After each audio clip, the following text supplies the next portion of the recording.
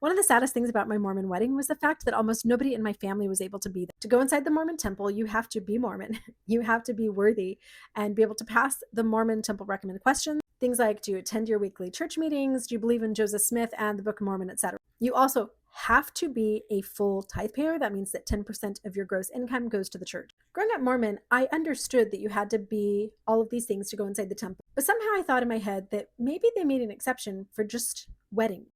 Because, like, your whole entire family should be at your wedding, right? No. When you get married inside the Mormon temple, only those worthy Mormons can be at your wedding with you. So, as a girl growing up, planning my whole entire life on getting married and having a wedding, I was sadly disappointed by the reality of what my Mormon wedding was. And this was the most heartbreaking thing of all. In my family, 4 generations of people have not been able to have their family members at their wedding. My grandparents on one side were converts to the church, and their parents had not yet converted. So they had their wedding without my great grandparents being able to go inside the temple with them. They just like waited outside in, I don't know, the Model T4. When my parents got married, my dad was a convert. His mom was a Lutheran. So she flew all the way from Portland, Oregon to Scottsdale, Arizona. And at that Mesa Temple wedding, she waited in the visitor center. Later that evening, my parents had a small reception at a Mormon church building where at least my grandma was able to watch them eat some cake. When I got married, my brothers and sisters were all younger than me, and none of them had been to the temple yet, so they weren't able to be at my wedding. My mom and dad hadn't paid tithing for a while. So, despite being faithful, believing Mormons, they weren't at my wedding. My best friends were either younger than me, not able to go to my wedding, or not Mormon, not able to go to my wedding. So, the only people at my wedding were like my uncle, my grandparents, Jake's family, my old seminary teacher, and one of my young women's leaders.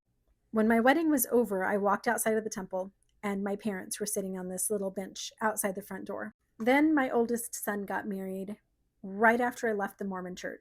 He's my first child to get married.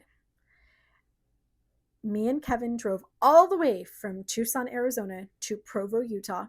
And of course, our kids, even if they were still Mormon, were too young to go inside the temple.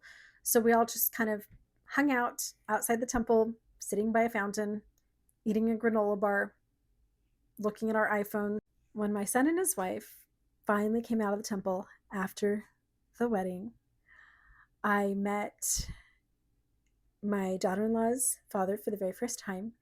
And I asked him, I said, "How was the wedding?" And he said, "It was beautiful.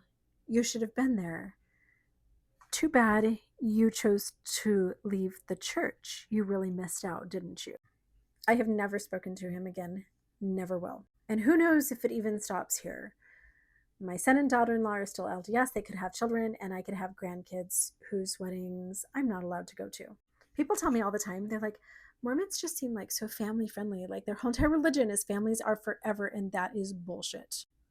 Mormonism triangulates against family members in a way that I've never seen anything else on earth do. Thank you for watching.